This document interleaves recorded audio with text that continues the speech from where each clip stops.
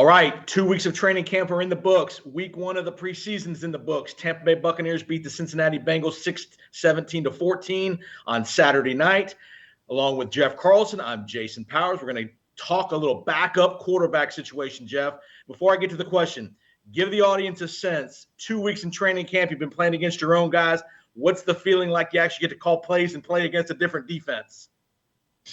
You're in such a desperate situation. That's why these teams practice against each other, before they play their preseason games. We used to do that a number of times as well with the Dolphins and other teams. But it's time to go and time to go play against somebody else and take your aggression out on somebody else.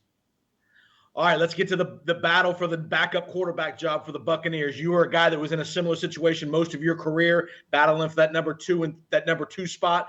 Who do you think has the advantage through a couple weeks of training camp and week 1 of the preseason? Kyle Trask, the number 2 draft pick a few years back, or the guy that knows the offense pretty well in John Wolford, who's got some experience in that Rams, Liam Cohen offense? That does bolster John Wolford a little bit, but Kyle Trask, I think, is firmly entrenched as number 2. I don't think he's done anything to lose that position. I don't think John Wolford has done anything on the field to enhance his position. So I don't think anything has changed in that regard. I don't see it changing either. Kyle Trask is a second-round pick that the Buccaneers really have never gotten to see, in a real game situation for a significant period of time. So he's the guy as number 2, and I don't think anything's going to change anytime soon.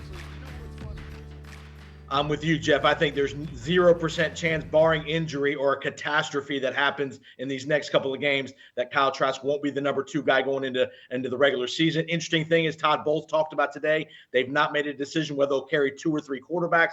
I think invariably they're going to keep a third quarterback on the roster, which means John Wolford will be retained. I think John Wolford's a great player, coach kind of guy. He doesn't have the great physical skills, but he knows the offense. He's a cerebral guy. Again, he has a relationship with Liam Cohen back to their Rams days. So I think kind of like Ryan Griffin was for the Buccaneers for several years, I think John Wolford will be a perfect number 3 guy to teach the other guys on the roster and be a great voice in that quarterback room for both Baker and Kyle Trask. But I'm with you. I think there's no chance that Kyle Trask is not the starting quarter or the second string quarterback going into the regular season opener, barring injury.